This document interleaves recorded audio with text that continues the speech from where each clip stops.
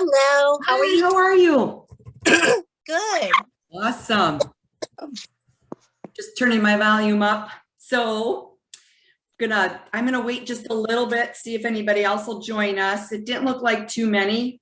We're going to be able to, but I do record this, Oh, So yeah. it might just be you and I. Oh, okay. So did you, as long as we're waiting for other people, did you get a look at things I sent you and stuff? Yep. Okay, It's good. taped it on the back of my phone for my macros because I use the Fitbit, but I don't pay for it, so it only increments of 5%. So Oh, okay. You know what? My Fitness Pal's a lot like that too. If you don't have the premium version or whatever, yeah. it does the percentages, but you can probably get it close. Yep, Can I you get did. it pretty close? Okay, Yeah. And good. then I taped it on the back of my phone so I can look at it and just, make sure I'm good. Yeah, well, good for you. Any other questions on any of that? I know the link to the foods, recipes, I sent Yep. that in a separate email. Okay, cool. Yep. But that link is taking me to barcodes. Still? Fitness Pal. Yeah. Yep. Yeah, I opened it up and it's links to the barcodes in Fitness. You can just scan it. Yeah, that's weird because I open it on my end and it goes right to the recipes. So I'll have to do let me write that down. I'll do some investigation on that. Technology Oh, doesn't work well sometimes. Yeah, exactly. All right. And then I think we'll just jump in, and if somebody else joins in, I'll let them in. So yeah, perfect. So this is a great topic. Yes, it's one that baffles me. Yeah, it's crazy. Yeah, it is. It is. And little maybe. Right. Yeah. So I did some research. Now this topic of sleep, we could talk about forever because we could go on and on about hormones and how they affect and the cortisol levels and all of that. But what I wanted to talk about a little bit was the connection between sleep and weight loss. Yeah. And what information is out there and what may still need to come, because there's a lot of research being done on the subject yet. And that's in adults and even in our kids, because our population of children, they're becoming more obese too. And a lot of it, when I was researching, talked about technology, and they're on their phones and they're not sleeping because they're playing video games all night, and then they're not sleeping, and then they're eating bad, all that kind of stuff. Same with adults. So what's happened over several decades, so we're talking 10, 20, 30 years, that the number of hours of sleep and the quality of sleep have declined in the population. And this is, I'm mainly talking about adults now, both men and women. And so now we have higher BMIs, we have higher body weights than we have ever before. And so why is that happening? And so the researchers are really looking at sleep as being a big part of that. So there's a lot of researchers that are looking at the connections between weight and sleep, like we talked about. And also when you're not sleeping, so like restricted sleep, like I think 7+ hours is better than 6 hours, but if we can get 6 or more, it's better than 5, right? But so the not enough sleep and the poor quality sleep leads to the things that we're trying to struggle, or we're struggling with. So it's the weight gain, it's all those metabolic disorders, it's the increased cortisol levels in our body, it's how our stress affects us. It could be personal stress, work stress, anything, and how we handle that stress and hours of sleep and things like that. And then there's that increased risk of obesity with all of that, and other health conditions. So it's kind of like, what comes first, the chicken or the egg? Is it the obesity causing the sleep apnea and trouble sleeping, or is it all the health related conditions causing the decrease in sleep, right? So I'm just going to admit Pam in. So it's kind of like, what came first? So tons of research still being done on that. So even in the hey Pam, even the medical community is like trying to figure out exactly why this is happening. You know, why is sleep and weight loss and weight gain, why is that all happening? So just looking at my notes here. So there's a lot of hypothesis out there, which is leading to more research on why this is happening. And in trying to understand the relationship between all the weight gain and obesity levels, like I was just talking about, and weight loss solutions. Okay. So a lot of us, when we are hungry, we think our stomach is growling, right? And that means we need to eat more. And that's not always the case. A lot of times when we are hungry, we think we're hungry, it's because we haven't had enough water, right? So we should be drinking more water, eating more calories throughout the day and not at night, all of that. But what happens, so that appetite is connected to our brain and our neurotransmitters. So it's all these chemical messengers that are running around in our head. And they're trying to communicate with each other. So the neurotransmitters that I'm talking about, there's two of them that I'm talking. One is called ghrelin, and that is spelled G-H-R-E-L-I-N. And the other one is leptin, and they are central to appetite control.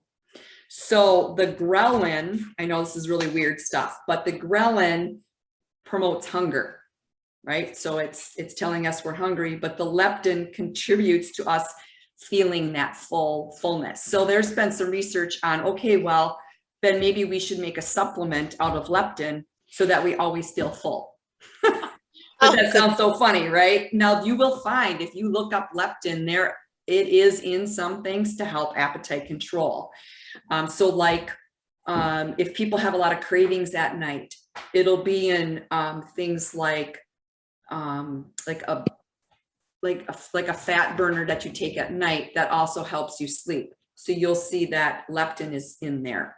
And so there's nothing wrong with that, but the jury's still out on that. Will that help or not? So I'm just letting Heidi in too. So, so our body and our brain, you're going to have increases and decreases in those level of the neurotransmitters. And that happens throughout the day. So that lack of sleep, when those neurotransmitters are working, leads to dysregulation of that. So I'm feeling hungry and I'm feeling full, and it's all these neurotransmitters. There's even sleep aids out there that are supposedly work on neurotransmitters to help them function better so that you can sleep better. So lots and lots of work is still done on, I don't want to say medications, but more natural things to help us sleep better. So like melatonin is something that increases as it gets dark, and that promotes sleep. We're supposed to go to sleep. However, as we age, just like everything else, that decreases that amount of melatonin. So taking melatonin supplement is a good thing. Too much isn't good, but a little bit. Like Dorothy, you were saying you take like 0.5 milligrams, and that's just enough. Yeah. So it's erring on the side of taking a little bit less than taking too much, because too much will keep you awake, you know, almost, or it's a restless sleep.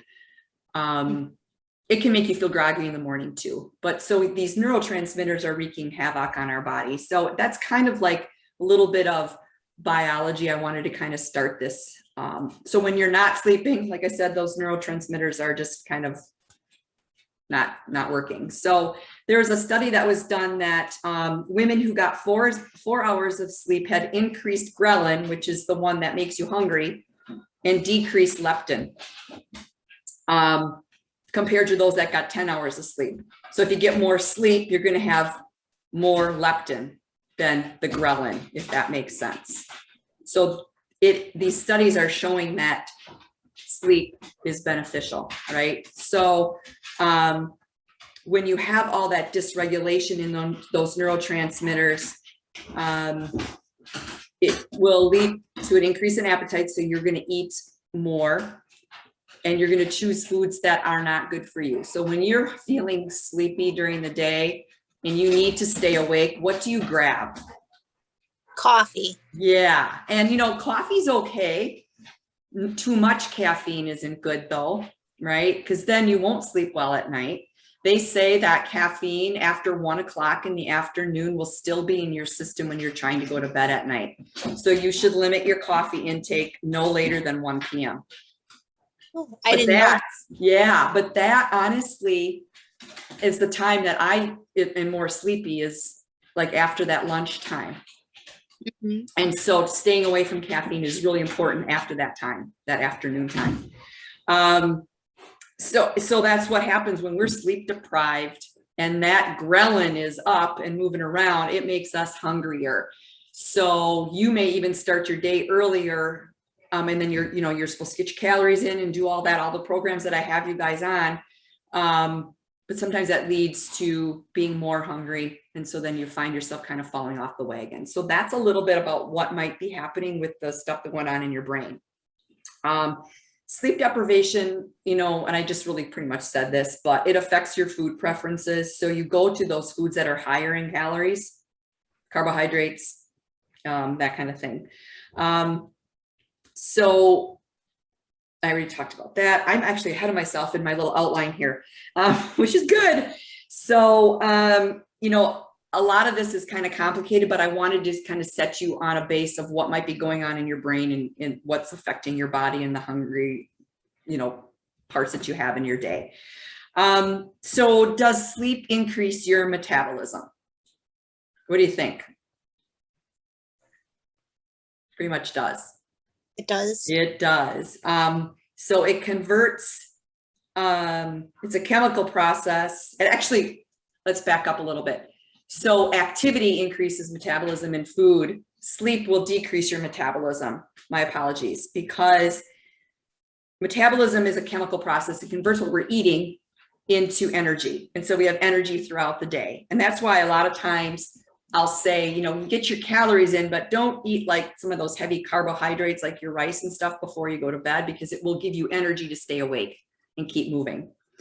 So that's part of that whole sleep thing. So everything that we do is part of metabolism. So we get up, we brush our teeth, we get dressed, all of that kind of stuff. But when we go to sleep, it actually, metabolism slows about 15%. So we slow down, and our metabolism is the lowest in the morning. So for those of us that don't eat breakfast, our metabolism is just going to stay low. So it's going to be like this flat line, and we need to boost it up so we get that fat burning effect. So that's why I'm a big, huge proponent about eating breakfast. It's going to get your body going. And I don't really know which one of you had said, but that you didn't eat breakfast. You didn't know if you could do it, but you are doing it. Now you find yourself eating more and hungrier, and you're losing inches and you're losing weight. So that's a big part of it. We can talk about fasting another time.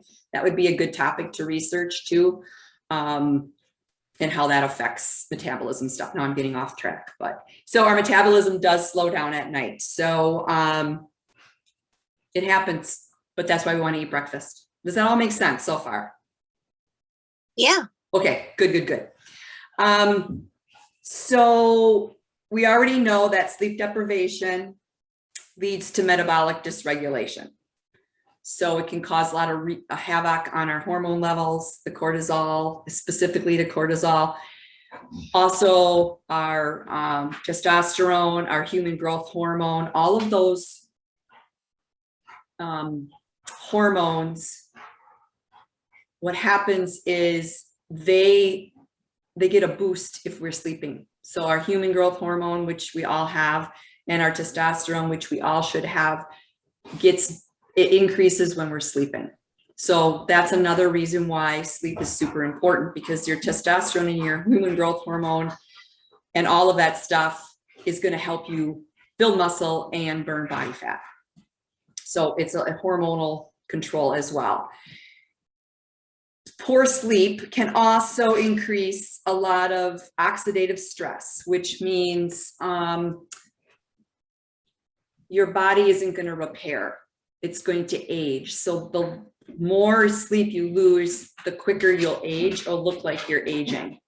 So an example would be, my dog is driving me nuts. He is chasing his tail and I'm so distracted. So I'm sorry.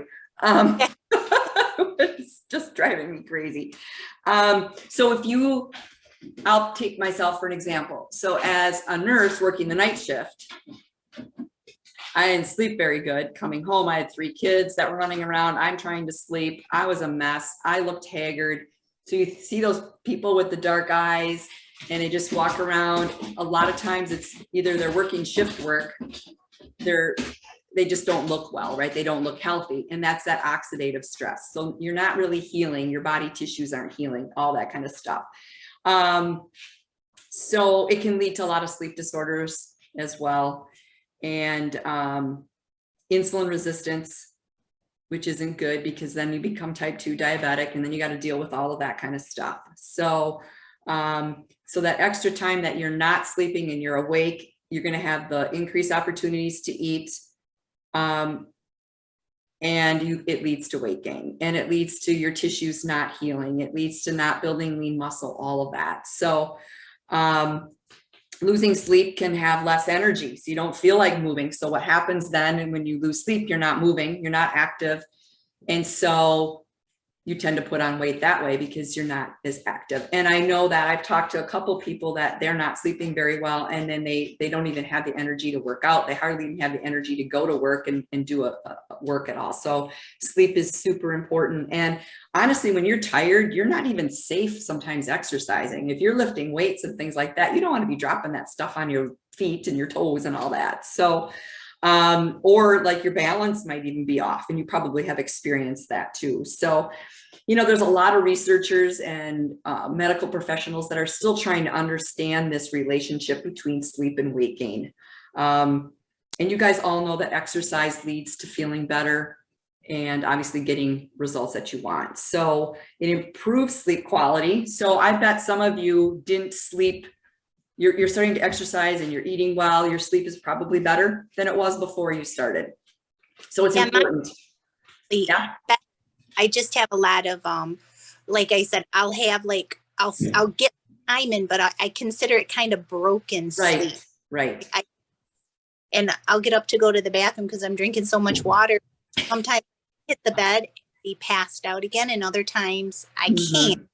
Right. And then carry on for a few days, which this broken sleep. And then it's like I go to bed, like the other night I slept 9 hours straight. And then up, you would think, wow, I feel refreshed. Instead, I felt like a zombie all day long. And like I got sleep, and it's like, how do you balance this in your body? Because it gets frustrating. It does. It does. And that happens to me too. And so I'm going to talk, and actually you're leading right into my next is, kind of what are some tips to get quality of sleep, better quality of sleep. One is big, and this is where I probably mentioned this before, I'm being fully transparent, is a regular sleep schedule. Going to bed at the same time every night, getting up at the same time, whether it's Saturday, Sunday, whatever. Because if you have those big swings in your sleep schedule, it can lead to that insulin resistance. Yep. You kind of like think, okay, well, I only slept 5 hours Monday through Friday, so I'm going to sleep like 9 or 10 on Saturday or Sunday. Well, that just messes up your whole circadian rhythm and everything. Yeah, and it doesn't well when you try to do that, because sometimes have a Saturday came around and your body just automatically wakes up at its normal time. Right. And you're like, I want to sleep till 9, and then you try to lay in bed to get that extra, or you get the extra sleep, and then I find it like ruins the day. It does, because you're like you're missing half the day when it's maybe only 8 o'clock because we're so used to getting up. And I noticed if I can get between 6 or 7 hours of sleep, that's when I feel the best. Like any over it, even though I may sleep like 9 hours, it really seems to do the for me. Right. And you're not unlike a lot of women. It's very, and even men. I can speak to women just because it happens to me. And and so how do you get back to sleep? So we're going to talk a little bit about some things to do before you go to sleep the first time that might help. So sleeping in a really dark room because if you're exposed to artificial light, like the TV, your computer, even if you're reading on your Kindle, that's still light. Even if you have it on the low setting, right? That's still light. You're still, you're awake. And that melatonin is trying to put you to sleep, but you're staying awake. So really less exposure, even your bedside lamp.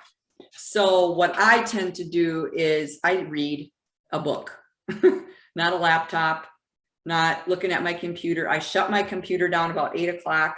I go to bed about 10:30, something like that. The other thing is don't eat right before you go to bed. And we've kind of talked a little bit about that.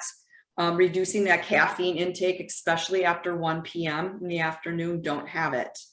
What I would encourage you to do when you get those sleepy periods, I just drink more water. It helps because your brain is made up of a lot of water. Our bodies are made up of 75% water. So why wouldn't we want to drink as much as we possibly can?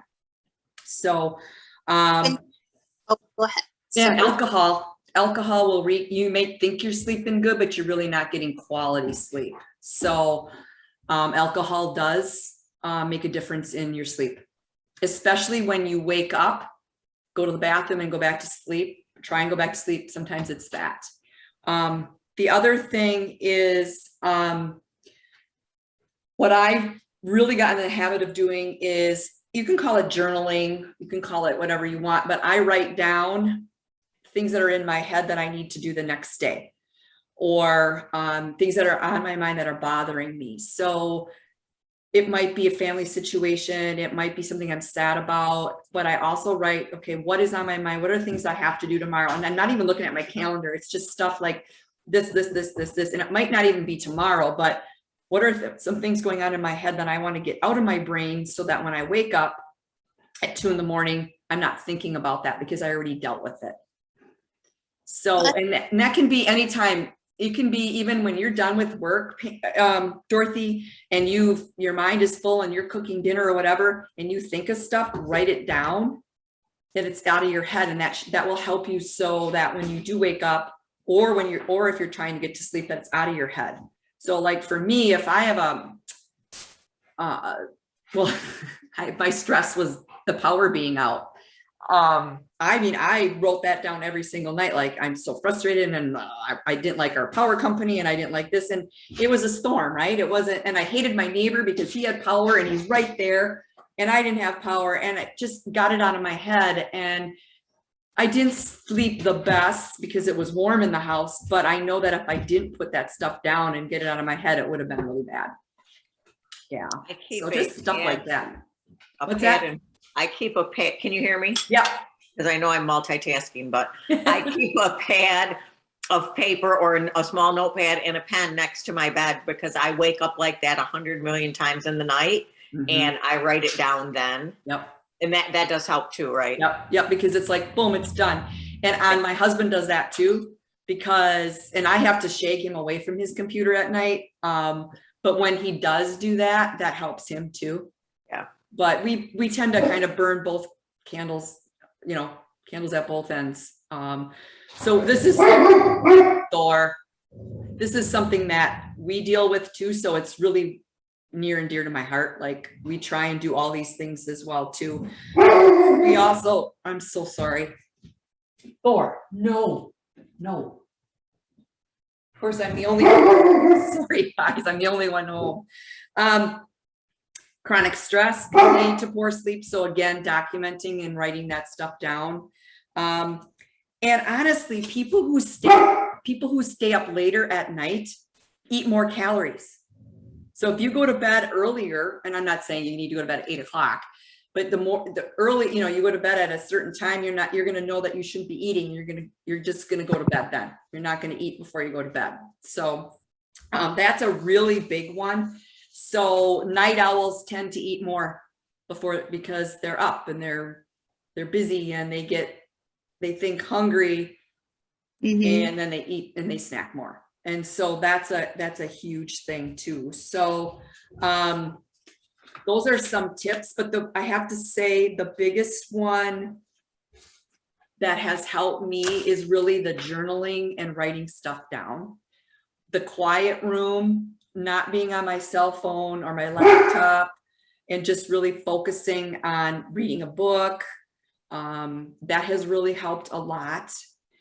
The only thing that I take at night, and this is something that you guys might want to consider, and I can talk more offline, is progesterone. So that's a part of hormone replacement therapy that I have a partnership with a hormone replacement therapy group that you draw labs, you kind of see once where you're at. But the biggest thing for sleep for women is progesterone. And it's amazing. And what it does is it just relaxes you.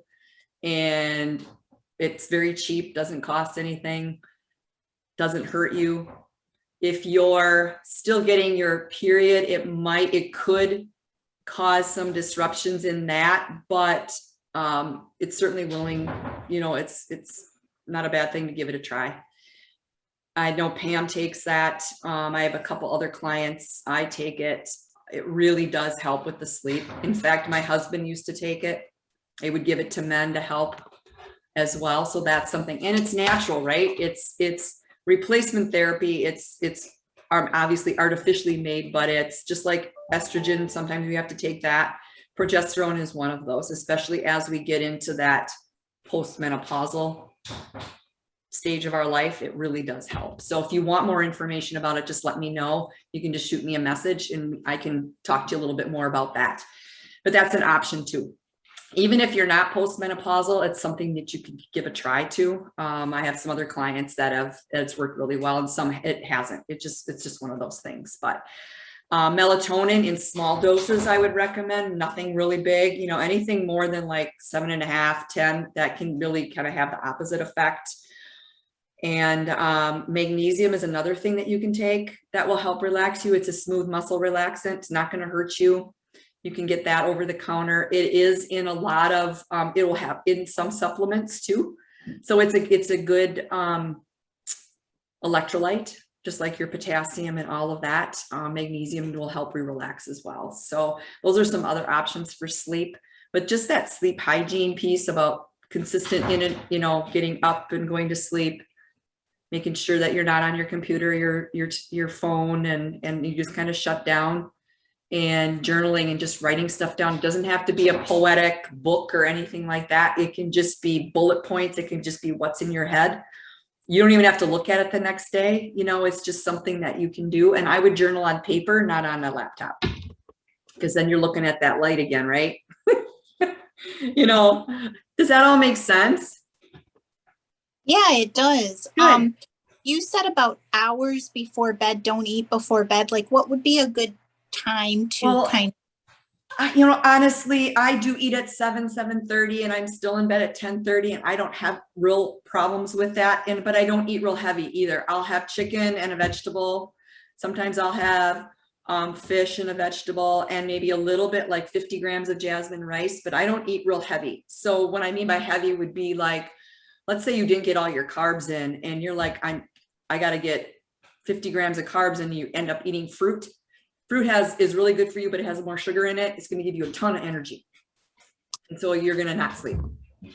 So I don't have trouble with that. Now, if you're eating at 8 o'clock, 8:30, and you're going to bed at 10:30, that might prevent you from sleeping really good. Everybody's a little bit different. Some people don't have a problem, but honestly, I think as we get older, it just has a little bit of effect on us. Okay. Yeah, so I would just watch that a little bit. That's a great question. You still want to get your calories in, but you want to get them in earlier in the day and then not have as much at night. And then you won't have to go, oh my gosh, I've got 150 calories left. I got to slam something. Now that doesn't mean that you can't have that glass of wine on that occasion because you have some calories left, or one glass of wine probably is not going to affect your sleep, but it's like the bottle of wine, it's the 3 or 4 beers at night. That's when that alcohol will have more of an effect. So I don't want you to live under a rock and not treat yourself to that kind of stuff, or the ice cream with the grandchild or whatever. It's like, it's the consistent, like, beating up of your body that you want to get away from, you know? So, Okay. yeah. Good. And what I'd like to do is, this is kind of going to be like that part 1 of sleep, because I want to go into this a little bit more about, and I know it's kind of boring when you're talking about hormones and you're talking about metabolic disturbances, but the more you understand it, the more you're going to realize how important it is to get sleep. So when I look at a program that I make for you guys, so I look at sleep as like number 1, recovery. You have to have sleep and recover. Number 2 in my book is nutrition.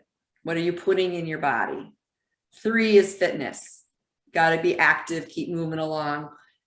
Of course, with all of that is this kind of behind the scenes mindset, identity kind of thing, right? Because it's going to lead all of those. It's kind of like putting all that together. Sleep and recovery is really important, because you're out there, you're working out, your strength training, you've got this, and you're going and you're just all over the place, because us women, we got to keep busy and we got to do all this for everybody else, but you have to get your sleep in. And I do struggle with that. And so I am preaching to myself too. So I'm telling you guys the best way to do it, but I'm also doing the same thing on my side. So there's things that you're going to be out of your control.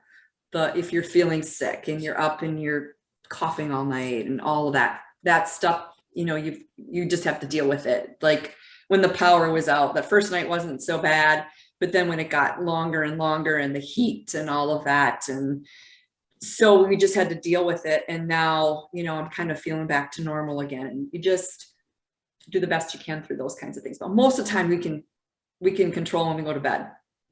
Like I'm always like 10 o'clock, I'm going to bed. And sometimes we go to bed together. Sometimes I just go by myself. You know, you have to do what's best for you. And so, I mean, recovery is so important, because when you're breaking down muscle and you're working your butt off all day, if you're not getting adequate sleep, you're not going to feel like doing anything. And your body's going to say, I'm not functioning today, not working for you. And even young people struggle with that too, especially now with social media and all this kind of stuff. We have all that access and it's right in our face. And even our young kids are being affected because they can't put their phones down. Yeah. Yeah. I mean, I look at my stepsons and they're 13 and 15, and if they can't find their phone, it's like the world's coming to an end. And because that's their life, it's right there. So, and you know what, we're a lot like that too, because it's so easy. I've got my phone right here. I don't need to have it here, but it's here. You know, we're just so used to that immediate response and gratification and all of that. But put that away and read that book or journal and write it down. And once you do it, just keep knowing that that's important in your life and keep doing that. So yeah, it's boundaries, right? Yes. Because a lot of work. Yeah. Phones connect us 24/7, and I'm sure I know I don't have that manager now longer, but I had one that if it was midnight and he called because something happened, I mean, the expectation is you would answer the phone and respond, you know. So I think technology is wonderful, but I think a lot of our society has taken it way too far, you know. Yeah. And hard. You know, there's times that you have to shut down and be with yourself and your family and enjoy those times. And technology needs to be, you know, not, you know, I struggle when it doesn't work, when I want it to work, but sometimes it's like, whoo, it's not working. I can't that's all right too, right? It's like, what can I do about it? So, but yeah, we're really dependent on that. So at night, just put it away. And I have to say, I'm good at putting it down at night, but it's just, for me, it's getting to bed, because I am more of a night owl than a morning person. Yeah. Like as a kid, my mom would always say, there's nothing good that happens after midnight. And I'm like, yeah, there's a lot of stuff that can happen after, you know, but yeah, I've always been that late night person. And if I mean, staying up till midnight, it's just getting up out of bed in the morning is terrible. And I'm not a good morning person. I want to just leave me alone for 30 minutes and then I'll be fine. But getting to bed earlier would help that. So hopefully this was beneficial, but I want to have a part 2 where we have more of question answers about, what does Pam do to help her sleep? What does Heidi do? What things have worked for you guys? What hasn't worked for you guys? That kind of thing. And then talk a little bit more about what happens to our hormones when we sleep and what happens when they don't sleep. So you have an idea, human growth hormone is so important. We don't even realize we have it because we've never really talked about it, but we all have it. And it helps us recover. But if we're not sleeping, we're not getting the benefit of that or testosterone or anything else. And then our cortisol levels go sky high. So how can we best control that? And sleep is super important. And then just other tips and tricks on how to make sleep happen for us. So. Oh, that sounds good. And knowing why, and also knowing that we're not alone, because we counter all this stuff and we think like we're the only ones experiencing it because people don't talk about it. Right. So it's not alone. And it's also nice to know the why behind everything, because I think sometimes when we answer, it's hard for us to kind of think through things. Right. Yeah. Why I seem to deal better. So. Right. And, and sometimes some days we deal better with it than other days, and it's the day that we're a little bit more stressed, and why is that happening? And so, it's one of those things, and it's a work in progress for many of us. But like you said, like the more we talk about it and support each other, and what works for some might work for somebody else too. Mm-hmm. And like even going for a walk at night or sitting out on the deck, that, those things are very, meditation's another one. There's a lot of different things, but hearing from all of you would be really good. So we'll do a part 2 where we talk about hormones and how they affect or don't affect our sleep. And then more of a question and answer of like what works for you guys individually, or what doesn't work. What have you tried and doesn't work? And you're like, don't do it. It doesn't work or whatever. So, but that's what we'll do. We'll probably do that next week right away so that we can just take these and then we'll just keep following up with the different parts. Does that sound good? Yeah, that sounds really good. All right, good. And Lynn joined us too, but this is going to be recorded and it'll be in the Facebook page as well. So feel free to jump back in. And you guys, if you have any questions at all after it's posted, just post them down below the video and I'll get back to you on all of that. So look forward to part 2 next week. Yes. Okay. All right. Take care, you guys. Have a good night. All right. Thank you too. Thanks. Thank you. You're welcome.